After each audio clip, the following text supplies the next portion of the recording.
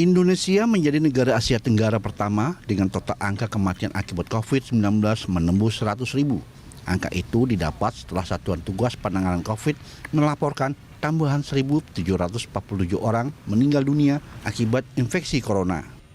Dengan demikian, Indonesia sudah mencatat 100.636 kematian akibat COVID-19 sejak pandemi virus corona melanda pada tahun lalu.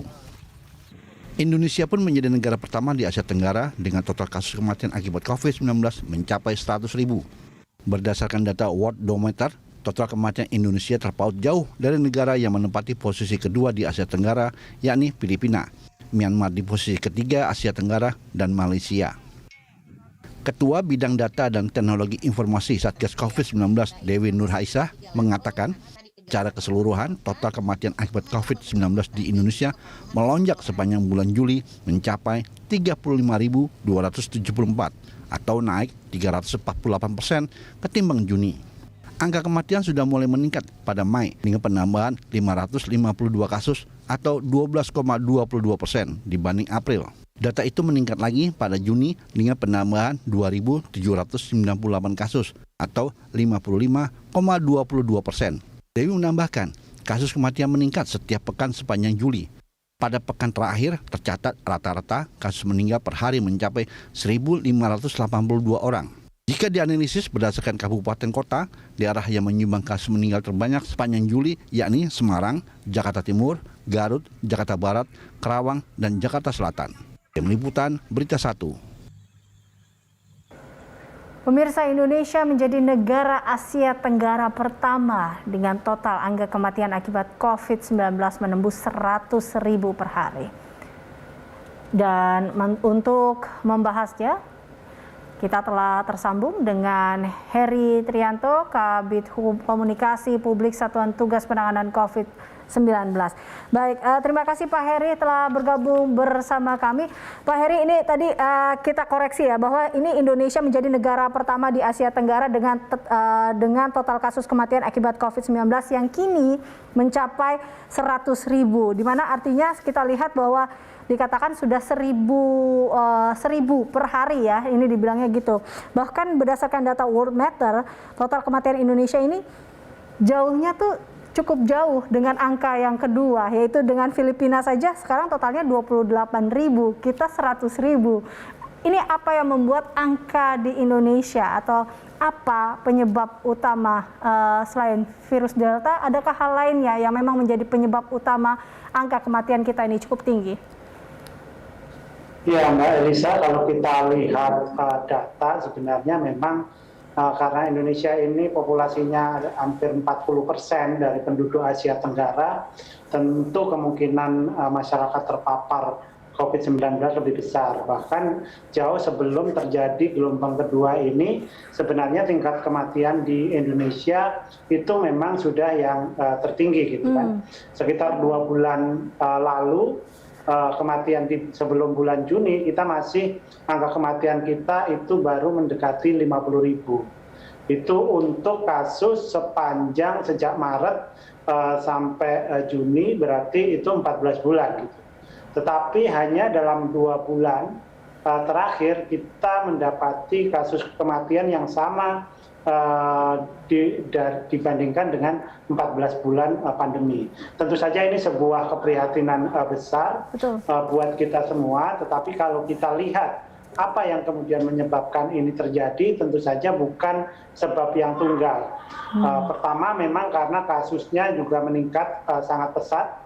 Sejak bulan Juni kita tahu terjadi ledakan kasus, dari sebelumnya mungkin hariannya di sekitar 4.000, kemudian naik menjadi 10.000, naik menjadi 50.000 sehari, sehingga banyak fasilitas kesehatan kewalahan. Kemudian yang kedua, bahwa memang sebagian besar pasien ini tanpa gejala dan sebagian besar dari mereka juga melakukan isolasi mandiri. Jadi ketika di isolasi mandiri inilah kemudian terjadi titik kritis di mana pasien yang semula bergejala ringan kasusnya naik menjadi gejala berat, sehingga ketika dia dibawa ke rumah sakit kondisinya banyak yang sudah terlambat. Nah tentu saja ini sudah kita kenali ya sejak di pertengahan Juli, sehingga pemerintah berusaha mengambil langkah-langkah yang diperlukan. Salah satunya adalah mendorong masyarakat yang positif itu untuk bisa dirawat di pusat-pusat isolasi terpusat ya. Kalau di Jakarta ada di Nagrak, ada di Pasar Rumput gitu.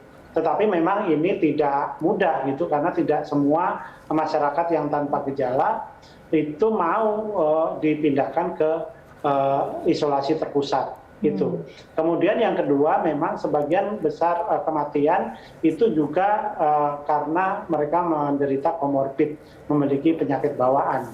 Dan sebagian besar lagi itu juga karena mereka yang belum divaksin. Kami menemukan kasus yang terjadi di DKI misalnya, bagi pasien COVID yang sudah divaksin, itu rasio mortalitinya jauh lebih rendah dibandingkan yang tidak divaksin. Nah, ini yang kemudian menjadi beberapa kombinasi tadi kemudian yang menyebabkan kenapa kematian di Indonesia cukup tinggi. Juga harus dilihat satu lagi Mbak Elisa, bahwa dengan kasus aktif sekarang di atas 500.000, tentu memang risiko jumlah kematiannya juga akan lebih tinggi dibandingkan misalnya dulu kita hanya punya kasus aktif kurang dari 100.000.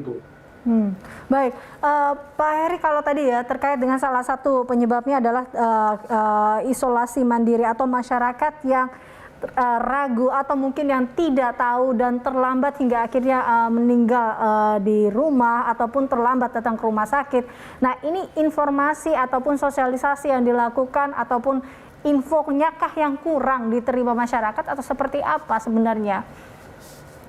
Ya, tentu saja ini memang menjadi tanggung jawab kita semua ya, untuk kemudian melakukan monitoring terhadap warga yang melakukan isoman. Dan monitoring itu memang idealnya harus dilakukan oleh tenaga kesehatan yang terampil ya, mengetahui, mereka bisa mengukur secara harian saturasi udara, kemudian tekanan darah misalnya, yang kemudian kita harus bisa memastikan bahwa mereka yang positif dan isoman itu selalu dipantau kondisi kesehatannya. Kedua, mereka juga bisa mengakses obat-obatan yang sesuai gitu ya, yang sesuai sehingga penyakit mereka ini bisa dijaga atau bahkan diperbaiki. Nah, varian Delta ini dengan tingkat penularan yang cukup tinggi, ini memang juga menjadi perhatian lainnya. Karena biasanya di hari kelima itu seperti persimpangan antara dia sembuh atau dia semakin parah. Nah, ini yang harus benar-benar diawasi, dijaga tiap hari, bagaimana caranya mempertahankan kondisi tanpa gejala atau gejala ringan itu sebaik-baiknya sehingga dia tidak bergeser ke gejala sedang atau berat. Artinya hal ini atau bisa dibilang bahwa sebenarnya masalahnya bukan karena penanganan yang lambat, melainkan karena memang terdeteksi atau pasien mengetahui terkait tadi ya, sebenarnya ada masa kritis yaitu di hari kelima, 4 dan 5 inilah yang memang harus waspada, seperti itu. Iya, jadi itu yang memang harus diwaspadai. Selain kemudian memang tadi saya kan tidak mengatakan ini ada satu faktor tunggal. Mungkin ada 4 atau 5 faktor yang menyebabkan kenapa kita masih mendapatkan kematian harian yang cukup tinggi. Ini menjadi PR bagaimana sekarang ini kita sedang bahu-membahu untuk menekan kasus kematian ini. Selain juga sudah kita menekan kasus. Sejak dijalankan PPKM, kasus harian kita ini turun sampai di 40 sampai 50%. Tetapi kemudian kematiannya tidak sama gitu, maksudnya penurunannya juga tidak proporsional. Nah, ini yang menjadi pekerjaan kita untuk melakukan pengawasan atau treatment yang lebih ketat terhadap pasien-pasien yang positif COVID. Betul, karena kalau kita lihat datanya Pak Heri bahwa pada saat PPKM pun, PPKM level 4 ataupun PPKM darurat sebelumnya, karena kita lihat angka kematiannya pun justru di hari itu cukup tinggi sebenarnya, menembus di atas 1.000, bahkan di sini ada di hari Rabu tanggal 4 Agustus kemarin kita 1.747 kematian dalam sehari. Artinya di sini upaya apa yang memang harus dilakukan? Bila ini memang sebuah kerjasama, upaya apa yang memang harus dilakukan dari pemerintah pusat, daerah, dan juga masyarakat? Iya, jadi ini memang pekerjaan dari hulu ke hilir, Mbak Elisa. Jadi dari hulunya pertama kita harus menekan laju penularan dengan mengurangi penularan tadi melalui PPKM level 4 ini, sehingga mobilitas dijaga sehingga tidak terjadi penularan dan masyarakat tetap patuh dan disiplin menjalankan protokol kesehatan. Itu yang pertama. Kemudian yang kedua, di tingkat tengahnya kita juga menjalankan testing dan tracing yang terus meningkat. Sehingga kita makin banyak menemukan kasus, sehingga kita tahu harus diapakan pasien-pasien itu. Kemudian yang ketiga tentu saja bagaimana kita menyiapkan tata laksana bagi mereka yang sakit di rumah sakit, tentu saja dengan ketersediaan obat-obatan yang cukup, juga ketersediaan oksigen yang diperlukan pasien-pasien yang isoman maupun pasien-pasien yang ada di rumah sakit. Baik, Pak Heri, data dari Satgas sendiri di Indonesia, daerah mana sajakah yang memang masih angka kematiannya cukup tinggi dan menjadi perhatian? Iya, kasus kematian itu sebenarnya linear dengan jumlah kasus harian ataupun kasus aktif. Tentu saja daerah-daerah dengan penduduk tinggi, padat, itu rasio kematiannya, karena kasusnya tinggi, maka rasio jumlah kematiannya juga meningkat kayak gitu. Tetapi juga ada beberapa di daerah Jawa Timur itu rasio kematiannya jauh di atas rata-rata rasio kematian nasional. Mereka di atas 6% dari rata-rata nasional sekarang 2,8, 2,9%. Apa yang terjadi di sana? Karena di sana banyak masyarakat yang kena, kelompok rentan yang memiliki penyakit bawaan, sehingga mereka risiko pemburukannya semakin besar. Hampir di semua daerah di Jawa, kematiannya kalau dari sisi jumlah itu cukup tinggi karena memang kasusnya juga sangat tinggi.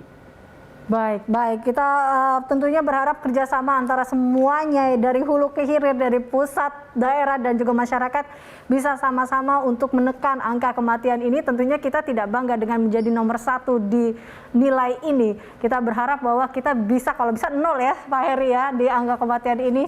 Baik, terima kasih Pak Heri telah bergabung bersama kami dalam COVID Today. Pemirsa, demikian pembicaraan kita dengan Heri Trianto, Kepala Bidang Komunikasi Publik Satuan Tugas Penanganan COVID-19.